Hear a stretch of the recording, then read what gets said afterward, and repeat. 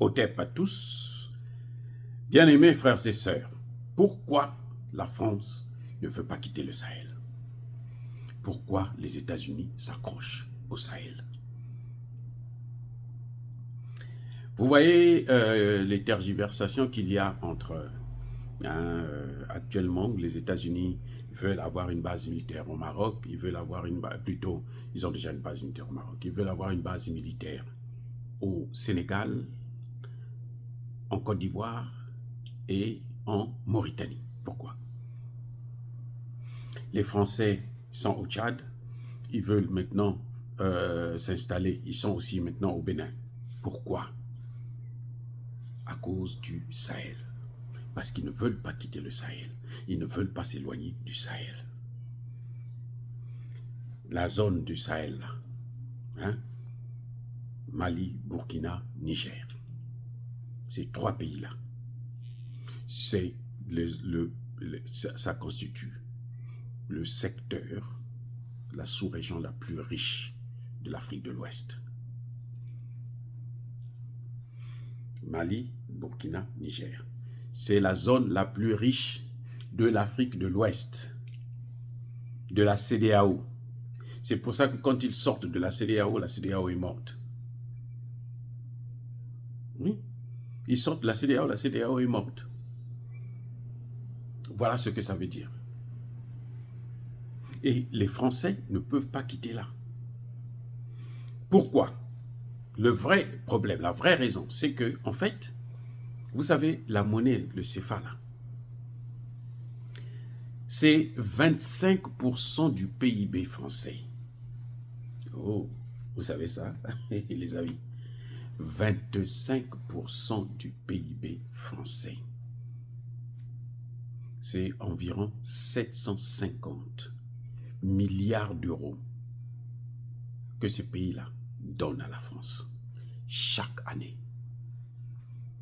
Et c'est ça que la France a perdu. Et c'est ça que les États-Unis veulent récupérer.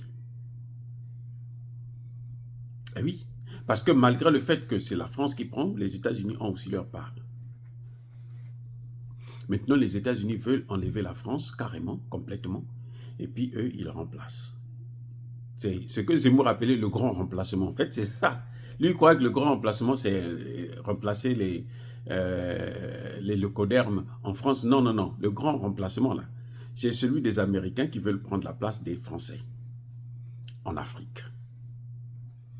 Les Américains ont un avantage, c'est qu'eux, ils peuvent utiliser les Noirs américains. Vous voyez celui qui va négocier, là? Quand vous entendez parler de Michael Langley, c'est pas un blanc, c'est un noir. C'est un noir américain. Bien sûr, comme les autres, quand tu travailles avec eux, c'est que tu dois être stupide.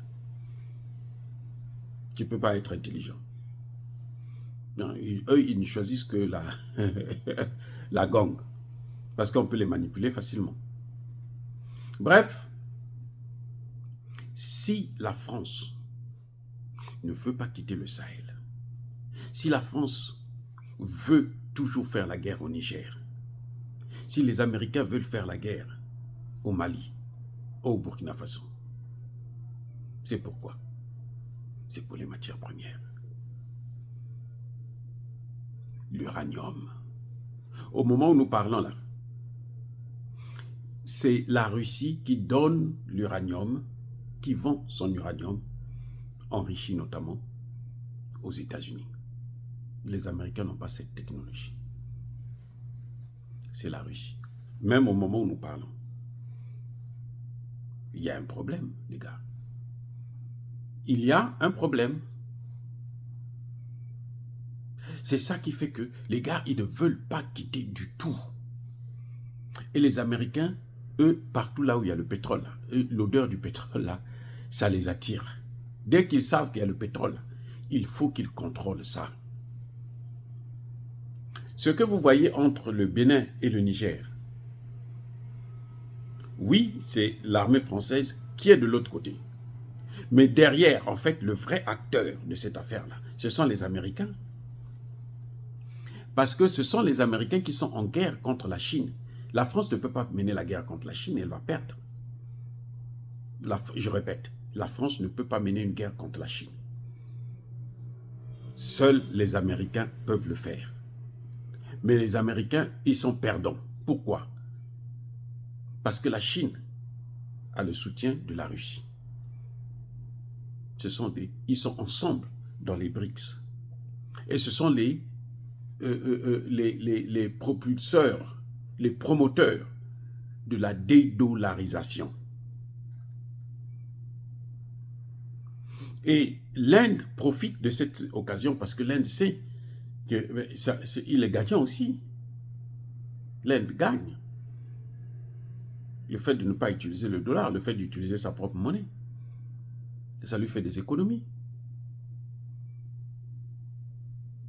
Vous voyez, la Chine, en 2023, a économisé 10 000 dollars, 10 000 milliards de dollars. Le fait de ne pas utiliser le dollar, 10 000 milliards. Et ça, c'est un manque à gagner pour les Américains, puisque c'est l'argent qui devrait aller chez les Américains. Donc, et les Américains ont compris le jeu. Il faut mener la guerre contre la Chine. Mais comme la France, c'est leur caniche, Emmanuel Macron, c'est un caniche de Biden. Donc, à ce moment, il envoie son caniche, va aboyer là-bas. C'est ça le vrai problème. Les Français, ils sont en train de perdre le Sahel. Les 3 pays là ne font plus passer leur argent à la banque par la Banque de France. Le compte d'opération de ces 3 pays là, l'argent ne rentre plus là-bas. L'argent, ça quitte les pays qui commercialisent avec eux là, la Chine, l'Iran et autres, et puis ça atterrit directement au Niger, au Burkina et au Mali. C'est pour ça que vous voyez qu'ils sont en train de faire des réalisations. C'est pour ça que vous voyez qu'ils achètent des armes. Eh oui. Et c'est ça que les Français et les Américains veulent casser. Mais les Américains ne veulent pas se mettre ensemble avec la France, qu'on les voit ensemble, parce qu'ils savent que s'ils sont ensemble, puisque la France va échouer. Donc ils veulent que la France aille se salir encore plus, et puis bon, eux, ils vont venir voir comment ils peuvent essayer de colmater les brèches. Soit par la tricherie, comme ils ont fait au Centrafrique. Mais pour combien de temps? Ce ne sera pas pour longtemps. Voilà le grand problème que nous avons dans le Sahel. C'est les 25% que la France perd. Et ça va s'aggraver encore, puisqu'elle va perdre même les matières premières. Surtout qu'elle n'a plus l'argent pour payer, pour financer. Si les Américains passent par le Rwanda pour piller les matières premières au Congo, c'est parce que les Américains n'ont plus d'argent pour payer. Quand les Américains avaient de l'argent, ils allaient investir dans de grands projets. Aujourd'hui, quand les Américains accordent de l'aide, c'est en sachant qu'ils sont en train de faire, pour permettre de faire fonctionner leurs propres entreprises.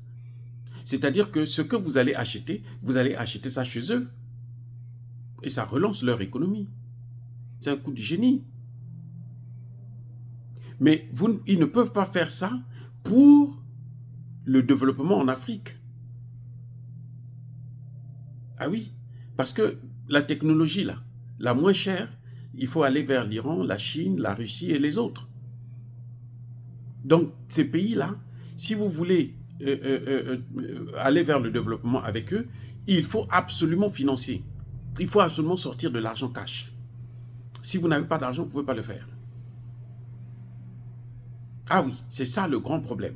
Donc les Américains n'ont plus les moyens pour faire comme ils faisaient avant, où les Américains viennent, ils investissent avec de grandes entreprises, les grandes firmes américaines. C'est fini.